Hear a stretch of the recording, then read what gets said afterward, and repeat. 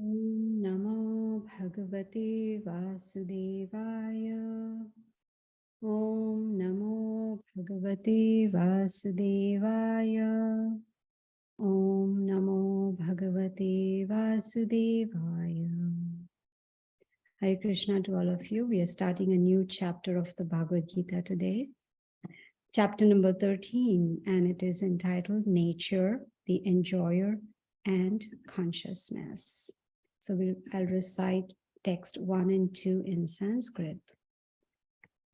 Arjuna Vacha Prakritim Purusham Chaiva Kshetram Shiktraknam Evacha Etat Veditam Ichchami Jnanam Neyam Cha Keshava Shri Bhagavana Vacha Idam Shariram Kaunteya Kshetram Iti Abhidhiyate Etad Yo Vedi Tam Prahu Kshetrakna Iti Tad Vidaha.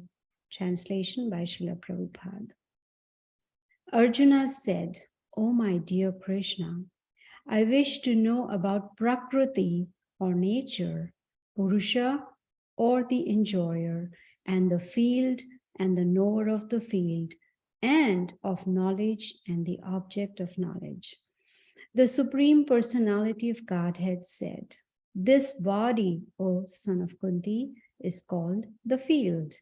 And one who knows this body is called the knower of the field."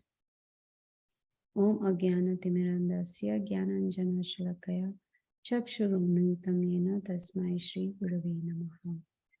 So we see that the Bhagavad Gita is actually a conversation, a question and answer between Krishna and Arjuna. Arjuna is asking questions, and Krishna, the Supreme Personality of Godhead, is answering. So, two important points.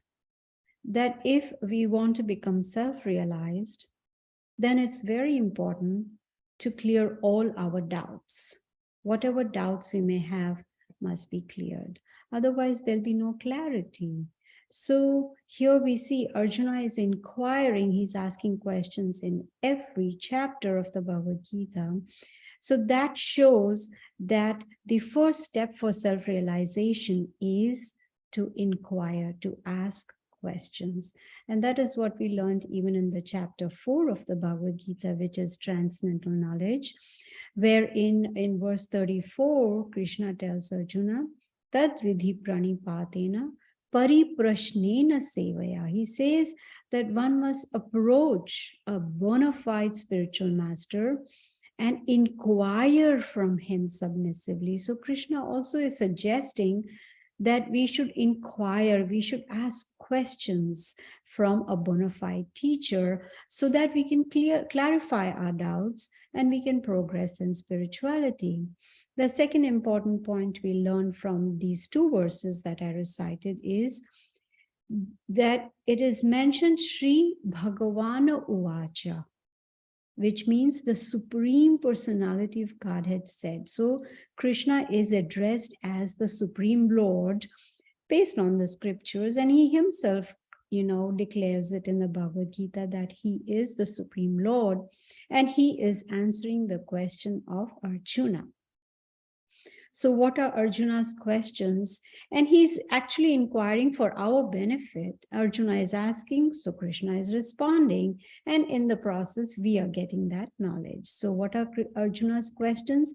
He's first asking, what is Prakriti or material nature? That's material nature. Who is the Purusha, which means the enjoyer? In verse 23 of this chapter, we will get full knowledge about who is Purusha or the enjoyer. Then he inquires, what is the Kshetra? Kshetra means field of activities where, activities are performed.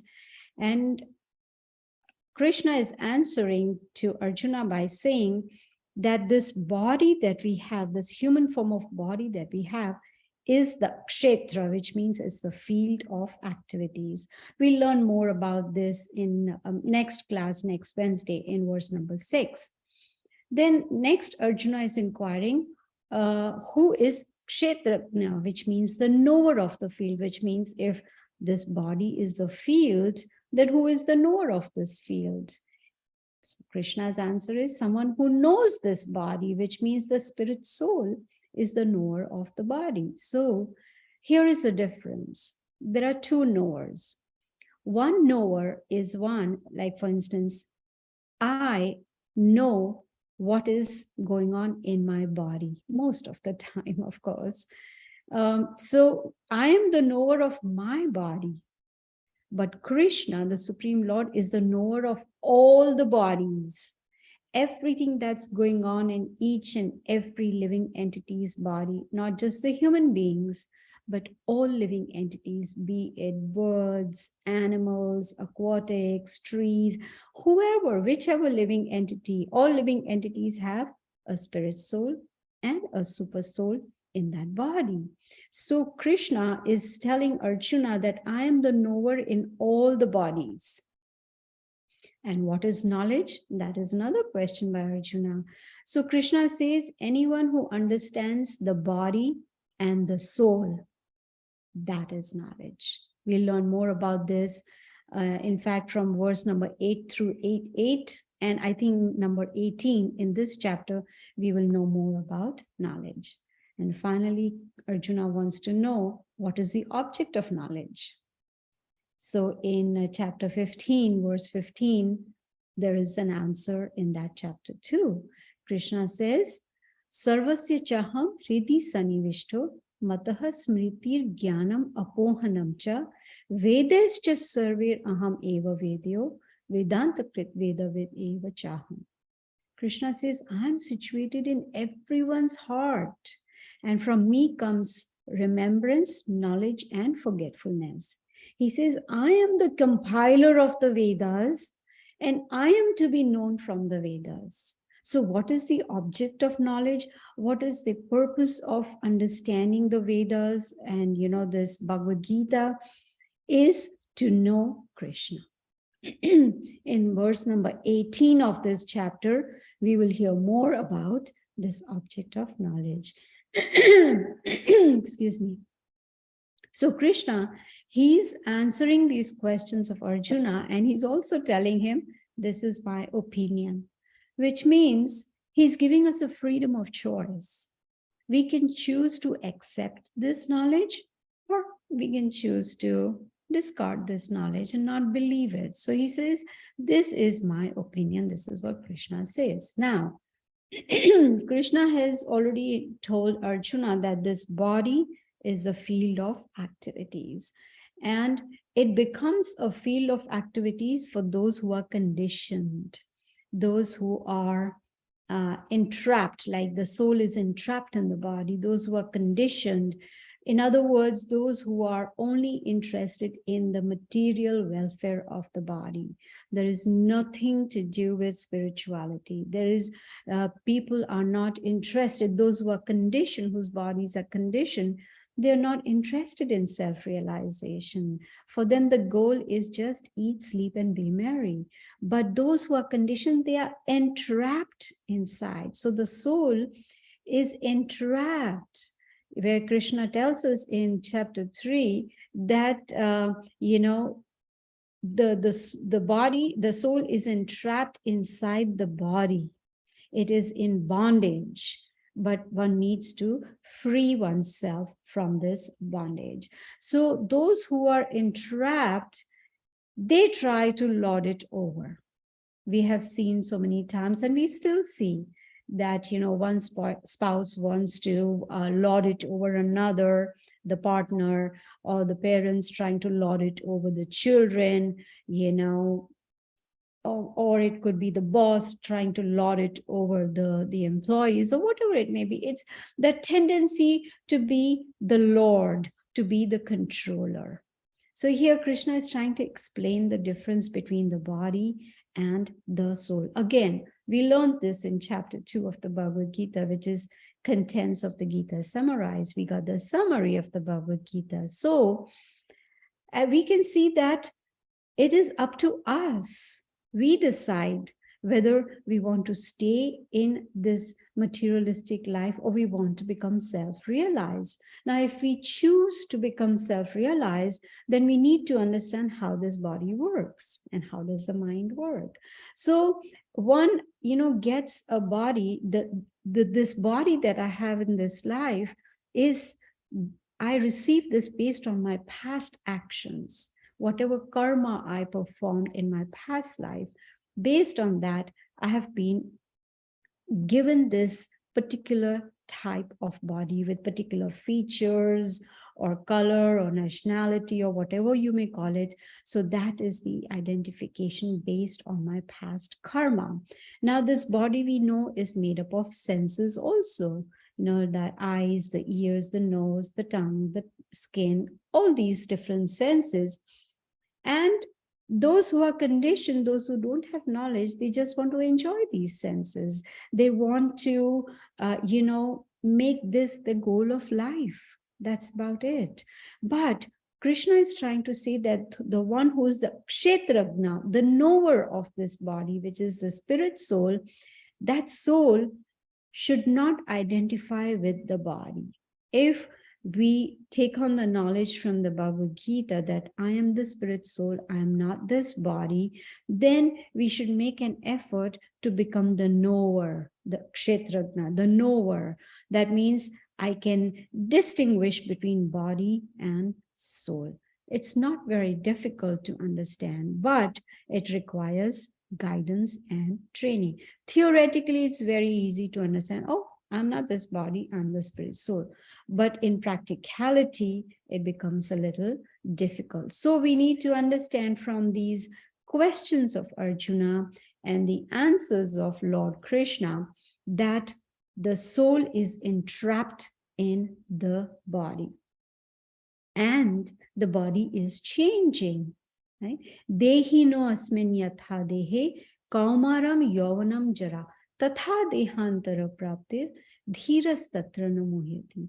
Krishna says in chapter 2, as the embodied soul, embodied means soul that is kind of entrapped in the body, as the embodied soul continuously passes from boyhood to youth to old age, similarly, the soul passes on to another body at the time of death. Dhira, a sober person, is not bewildered by such a change. So we see the body is changing. What I looked like when I was 5 years old, I definitely don't look like that at all. My body has changed. In fact, scientifically, it is proved that our body is renewed every 7 years because we get new set of cells. Everything is refreshed. It's like as if it's a new body every 7 years. So we are not what we were 7 years ago. So we are changing the body all the time, especially every 7 years. So we can see the soul remains the same. The soul does not change. So we must not get so attached to the body or the bodily designations. Oh, I'm a woman, I'm an old woman, I come from this part of the world, etc., etc. Those are all bodily designations. No, the knower, the kshetragna, definitely knows the difference between body and the soul. Now, Srila Prabhupada explains that in chapter 1 through 6, all these chapters 1 through 6, Krishna explained to Arjuna about the soul, the qualities of the soul. In fact, there are 22 verses in chapter 2 that explain about the soul, the knower of the soul. Also, he explains in these 6 chapters how the living entity can easily understand the Supreme Lord Krishna. He gives us the process.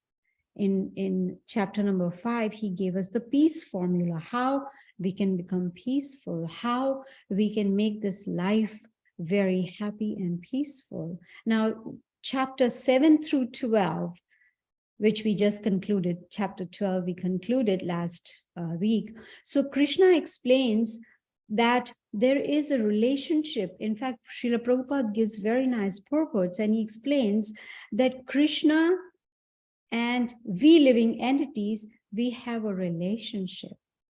We have heard that saying, God is our Father. He's our Supreme Father. That means we are all his children. And that is what he says in the Bhagavad Gita. Aham bija pradaha pita. That I am the seed-giving father of all living entities. So Bhagavad Gita teaches us how we can somehow or the other, with the help of knowledge, under guidance, we can build a relationship with our Supreme Father. How? Through the process of devotional service. Now, chapter 12 of the Bhagavad Gita is entitled Devotional Service, which is Bhakti Yoga, which teaches us how we can perform devotional service and build a relationship with him. Now, if supposing I want to make friends with somebody, and, the first thing would be to communicate. And how do I communicate?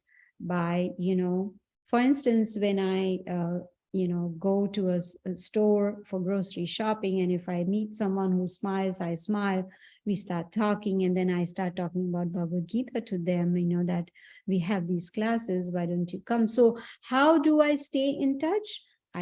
We exchange our phone numbers, telephone numbers. That is how we connect. Then I call them up. And then, in fact, Manoj, who joins our classes regularly today, he couldn't come. Even last week, he couldn't come. But we found out that he lives in Atlanta also. And he came over to my house and we had very nice conversation. So it was, face-to-face meeting. Of course, we've been meeting on Zoom. But the point I'm trying to make is communication. Now, if we want to communicate, if we want to connect with Krishna, he has given us his telephone number. And it's free of charge. There are no international calling charges. Even though he's in the spiritual world, we can definitely connect. And that's what Bhagavad Gita teaches us. Satatam kirtayanto mam yatantasya dhridavritaha. Satatam means always. Kirtanam means chanting. So the phone number for Krishna is Hare Krishna, Krishna Krishna, Hare Hare, Hare Ram, Ram Ram, Hare Hare. That is what connects us with him. And that is how we can build our relationship with him. So Bhagavad Gita is teaching us that he is the Supreme Lord, he is the Supreme, and we are subordinate to him. And those of us who have forgotten our relationship with him, then that is when we start suffering in this material world. But if we take on the knowledge from the Bhagavad Gita, we can revive our Krishna consciousness. We can approach him. In chapter 7 of Bhagavad Gita, Krishna explains 4 kinds of people who approach him, who surrender unto him. And there are 4 kinds of people who do not surrender unto him. So let's talk about the positive ones, those who want to surrender. He says, Chatur means 4. Chatur vida bhajante mam jana sukritino Arjuna. He calls them sukritino. They are very pious people. So those of us who surrender to Krishna, we are, according to Krishna in chapter 7, we are those pious people. We have accumulated enough piety to be able to build that relationship. But knowledge is very, very important. Now, from this chapter 13 onwards, Krishna is explaining how we living entities, we come in contact with the material nature, which is Prakriti, and how this chapter will teach us how living entity can be delivered by Krishna. But what is the process? Bhakti Yoga, and that is devotional service, which we learned in chapter 12, where Krishna gave us so many options, knowing that people in Kali Yuga are going to be very lazy. He's given so many options, like fix your mind upon me. If you cannot, then follow the regulative principles. If you cannot, then you work for me. If you cannot, then give up the results of your activity. So he gave us so many options, but the bottom line is devotional service, which is, first of all, chanting the holy names of the Lord. Hare Krishna, Krishna Krishna, Hare Hare, Hare Ram, Ram Ram, Hare Hare. So this is how the living entity, according to Krishna, can be delivered from this material world. Now, in verse 3 of this chapter, Krishna is explaining to Arjuna that he is knower of all the bodies. He knows because he's situated in everyone's heart as a super soul. So you see, in this chapter, Prabhupada says that there are three topics of study. One is the Supreme Lord, which is Krishna. Second is the living entity, that is us. And the third is matter. See, and we have heard in chapter 2 of the Bhagavad Gita that there are two souls present in the body. One is the spirit soul, that is we, our real identity. And the second is the super soul, the Paramatma within the heart. Now, Arjuna asked another important question is, what is knowledge? Mostly people in this material world, when they are asked what is knowledge, they will talk about academic knowledge. But here Krishna is not talking about that.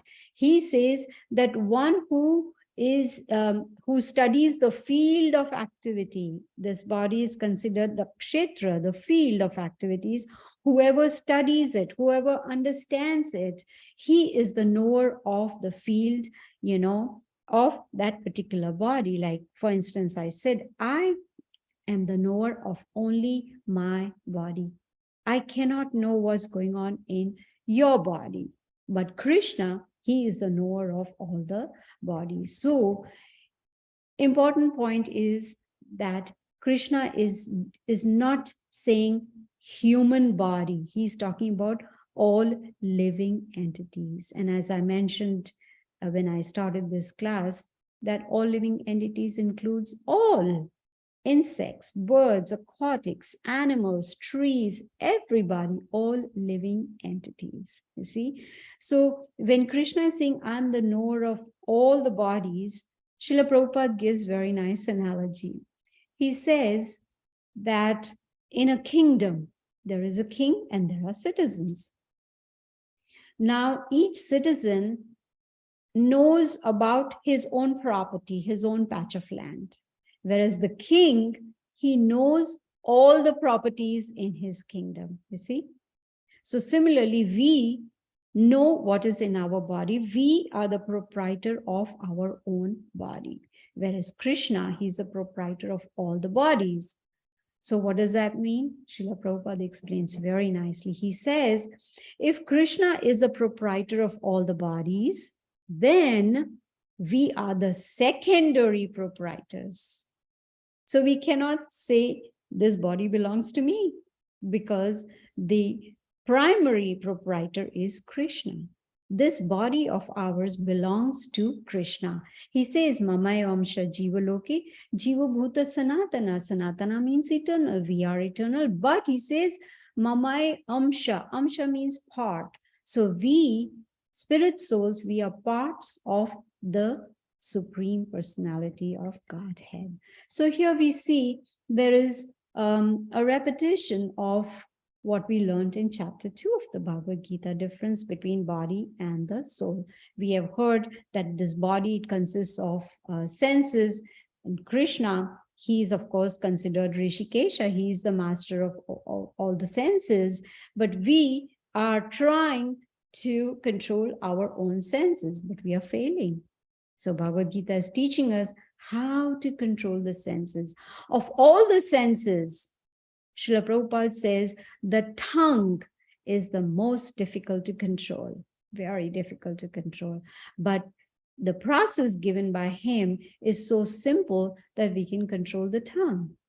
There are two activities of the tongue. One is to vibrate or to speak, and the other is to eat, So if we can chant the holy names, Hare Krishna, Krishna Krishna, Hare Hare, Hare Ram, Ram Ram, Hare Hare. When we chant, we are engaging the tongue in a spiritual activity, and then it becomes easy to control the tongue.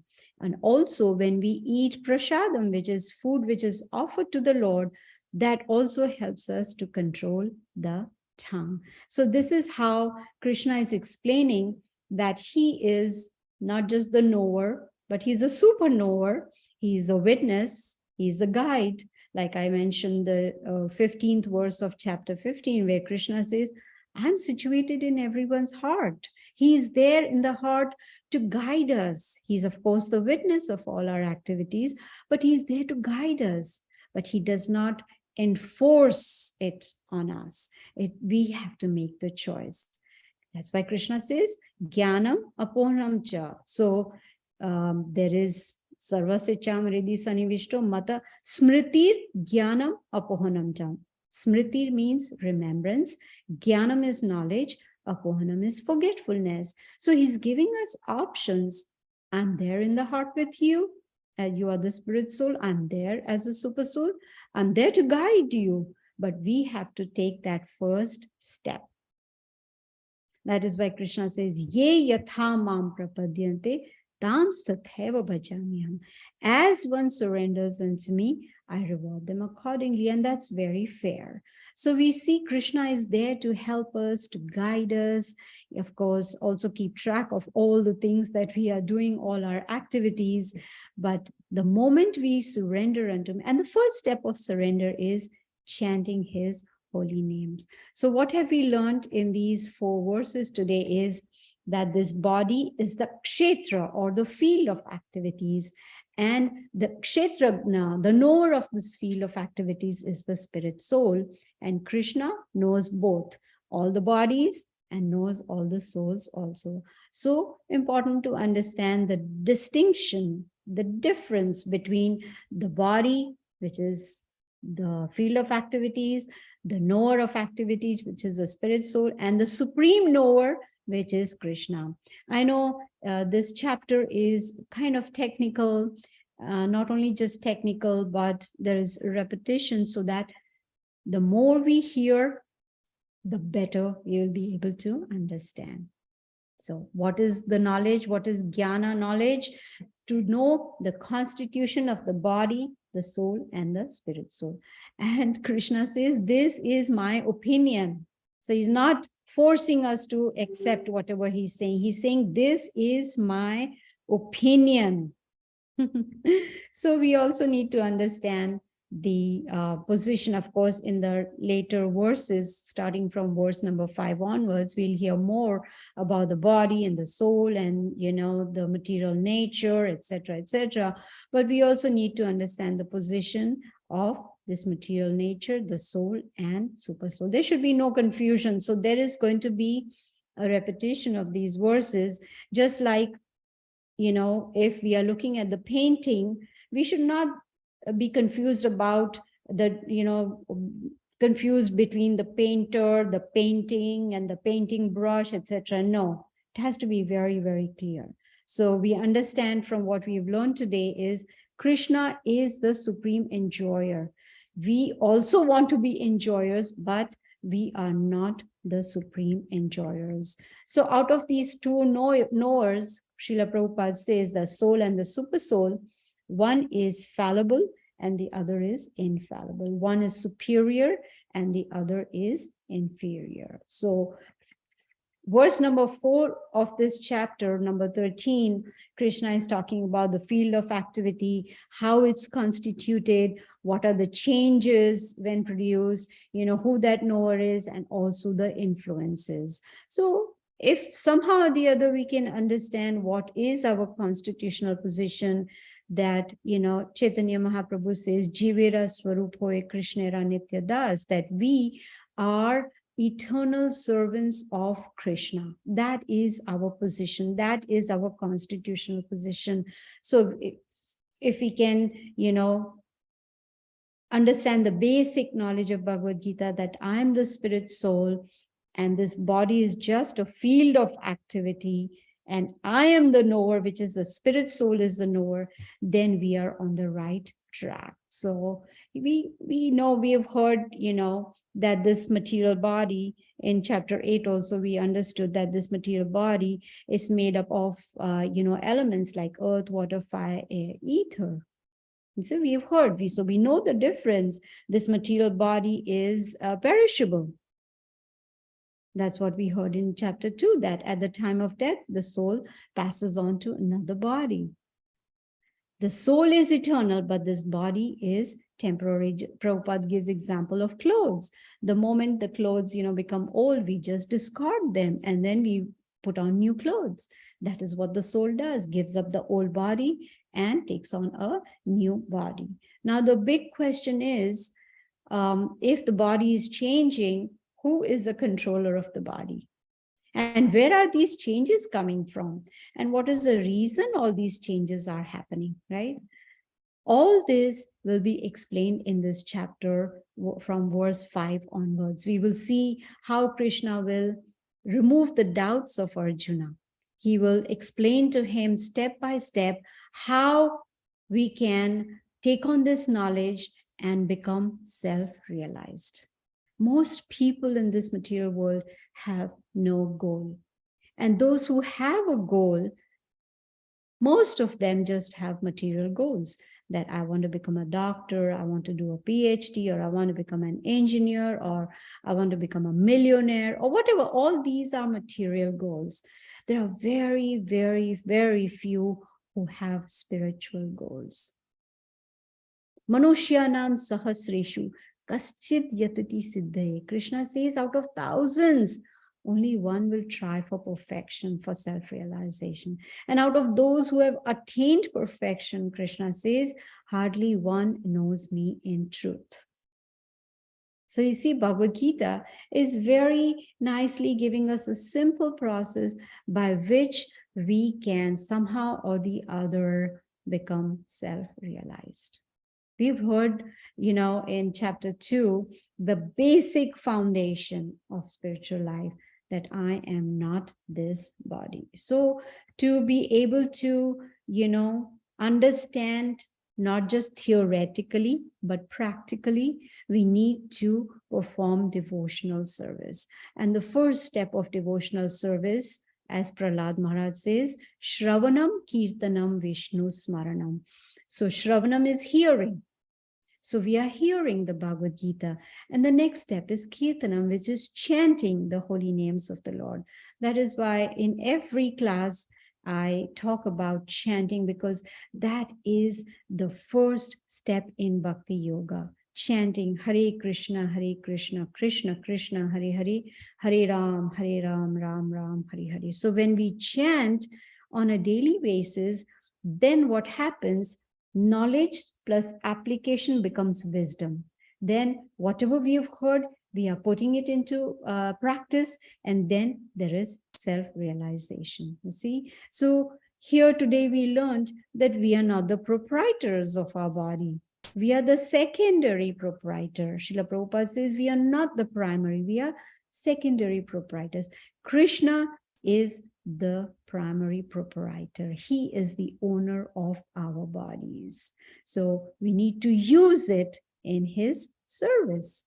If we use our senses in Bhakti Yoga, then we will be able to balance out both material life and spiritual life. It's not going to be difficult at all. So this knowledge needs to be put into practice. Then we will actually understand the difference between body and the soul. Otherwise, it's just going to remain theory. That's it, just theory, which is also good. It's good to know I'm not this body, but it doesn't end over there. We need to go make further progress. Just like my child, he's in the first grade, and after a year, I expect the child to progress and go to the second grade, and then to the third grade, and so on, and graduate. You see, there is progress. So in spirituality also, there should be progress. We should somehow or the other keep progressing. And the best way is to hear the Bhagavad Gita, to chant on a daily basis, and then try. And of course, Krishna says, Tesham satata yuktanam bhajatam priti purvakam. Dadami buddhi yogam. He says, His mercy will come. He will give us the intelligence to understand him only when we worship him with love and devotion. These are the two requirements. And what is the best form of worship, especially in Kali Yuga, is Harinam, Harinam, Harinam, Eva Kevalam. Only chanting, chanting, chanting.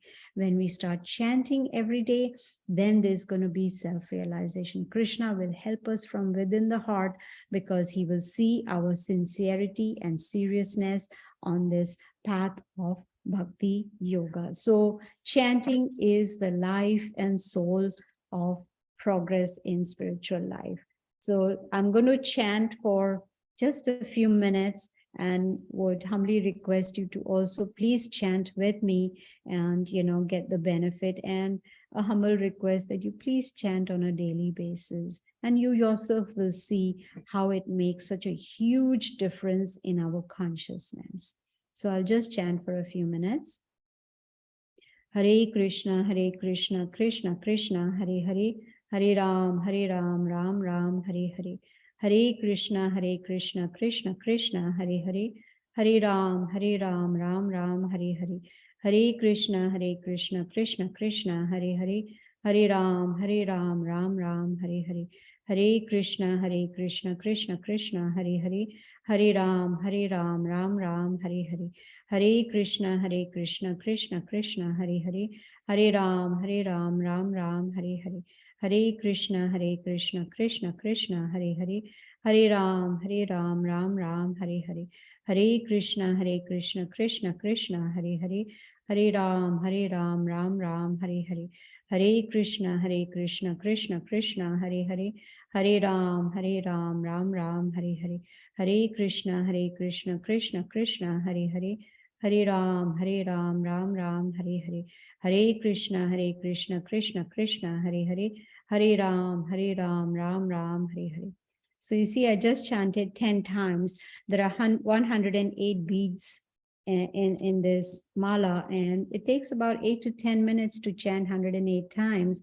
It's not that difficult at all. So I'm going to end here at verse number 4.